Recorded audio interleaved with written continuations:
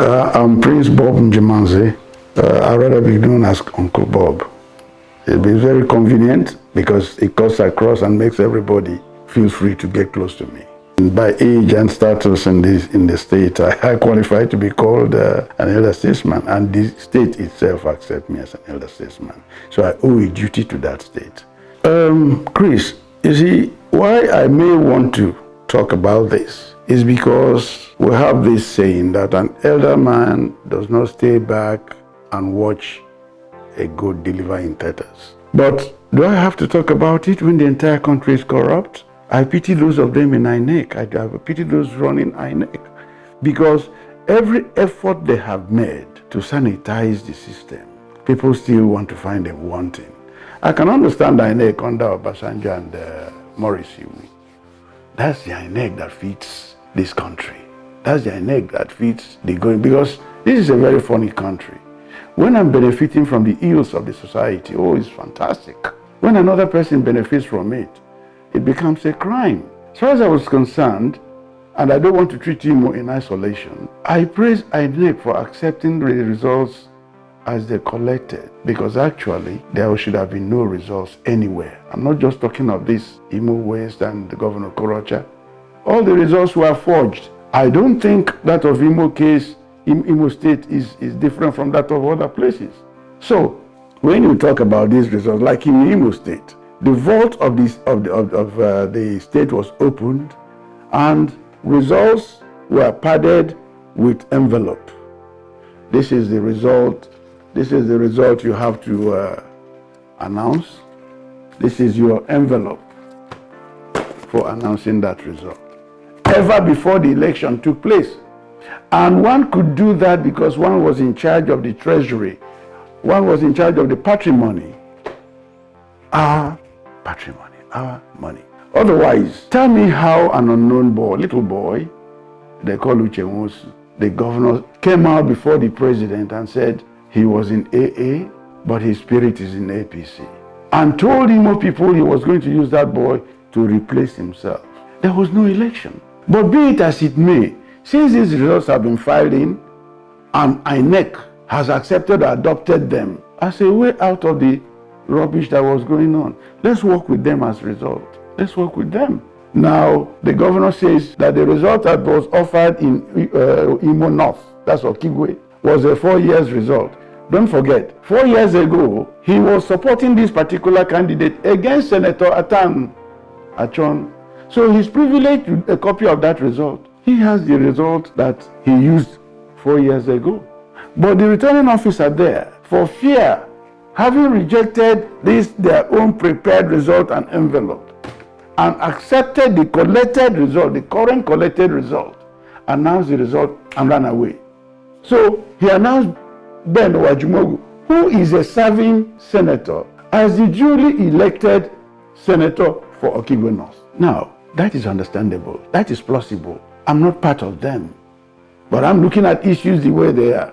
Now coming to Imo West, the man there refused the same package, and he was caught in the web. They wouldn't let him go. They intimidated him. They held the wife and the daughter to ransom and compelled him to announce that result. But the saving grace is that he made it clear that he was announcing this result under duress. He didn't say that after announcing the result, because if he did, then that would have been an issue. The man who is holding him to ransom knew what he was doing. He himself that was held to ransom knew exactly that he was held to ransom. And he opened up to the public. They say if I don't announce this result to my wife, my daughter, my family is gone. I better make I announce the result, carry my head, go. He announced that result. That result can never therefore be valid. To save the people, to save INEC, to save the entire country from waste, the next other thing you would do is the kind of thing they did for Emeka Nwajuba, who is the next candidate with the highest vote. In the circumstance, is one, what do they call him? John Sonyerere. You go ahead and announce him the senator-elect for Imo West, because this man had run foul of the INEC guidelines and had run foul of whatever you would consider should be the behavior of anybody aspiring to go to the red chamber of this country. But you see, the country is funny. I don't know which way they will go. The other one is APC. Ben Owajimogu's own is APC. This other one, the next person there is PDP. So I wasn't talking from any partisan consideration. Our Governor Rochas, has gone to court asking the EFCC, DSS, and what have you, IG of police, seeking a court order to restraining order from arresting him and members of his family. What was the reason for that? Because you know you have done so many things wrong. He's been singing Buhari's song. Buhari is the greatest man in this world. He's the most honest man in this world. But for Buhari, I would have left APC. The man is only flying to the patronage of the president, hoping that the man would give him cover.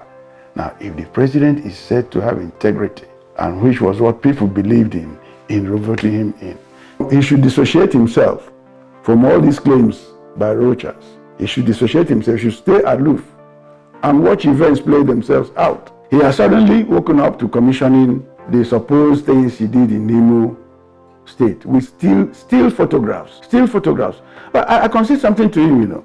If he was genuine, honest, and resourceful in terms of infrastructural development in Imo State, and if it was done from a very honest perspective, I don't think any governor would have matched him.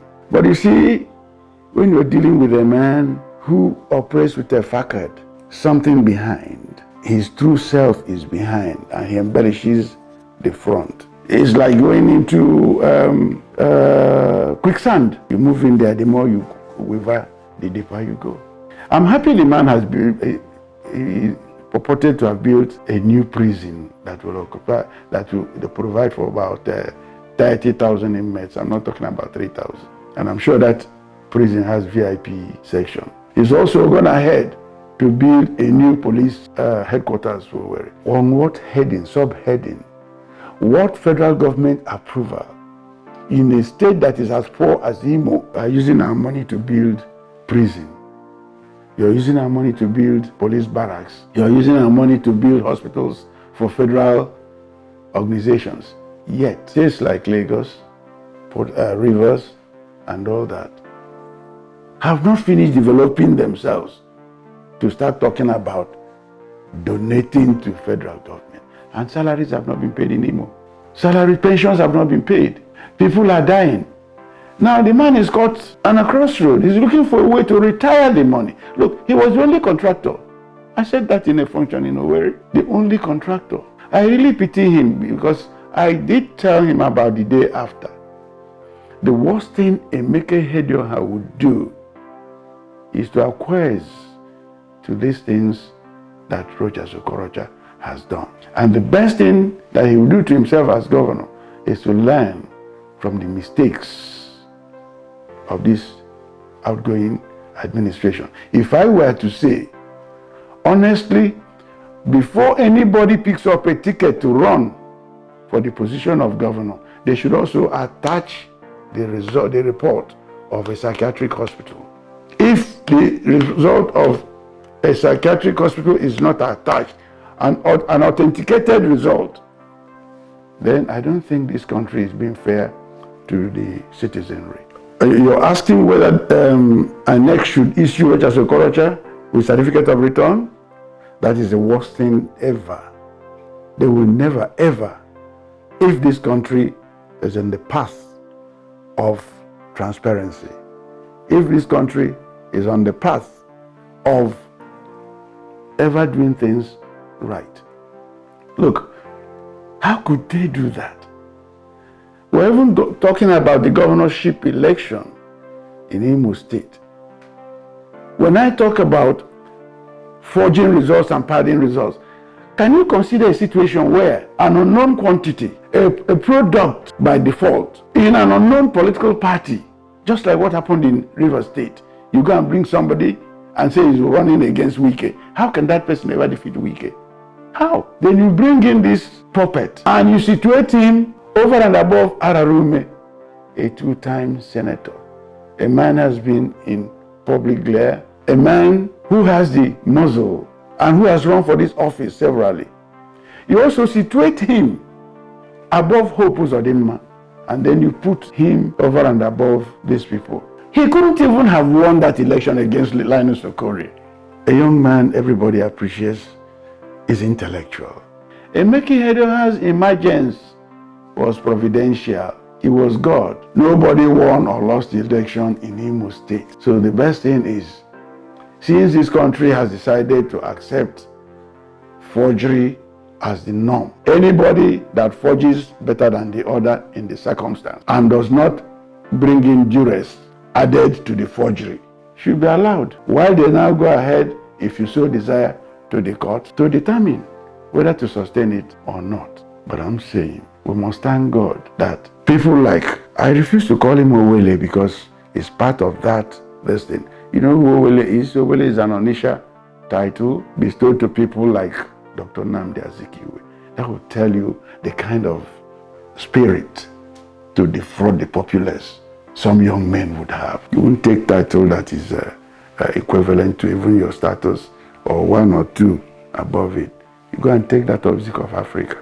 Who bestowed that title to you? Was it bestowed to you in Jos? Or was it Jobi of Onisha? And then you come back to Owerri. You start desecrating and removing all the traditional institutions. Owerri has 5 villages. 5 villages. Umoronjo is the head. Amawom. These two are descendants of Ikenebu. Umonyeche, Umodu, Odunwa, Umodu. And then Umoyima. Each one of these 5 villages have a traditional village head. Traditional village head. Because all of them devolve from Ekwem Arug. When you go to a polygamous home, each mother has his own first son. That first son of each mother does not come to be the overall first son. Each one protects his first son. Now, we have these 5 village heads in Owerri. Njemanze is not a village head. The village head where Njemanze comes from has his own village head. Now, if what Rochas did was, if he had recognized, according to him, each of these village heads and elevated them to whatever status he so desired, Owerri people were not going to complain. Because Njemanze is the paramount ruler. He is totally in isolation. But what did he do? He went to various villages and appointed his own, not even village head, Eze, who cannot beat the gong and have 10 people come. And that's the problem he's having in Owerri. Then he goes ahead to go and bring a tat from a few miles away from Owerri and don't see what he calls Eze Imo. Is there any place, one single place you call Imo that should have Eze? We've always had chairman of the traditional rulers council. So if you wanted to make the man chairman of traditional rulers council, nobody is contesting that. But you say he's now Eze Imo and put him in the cultural mbari of Owerri people. Look, I tell you something.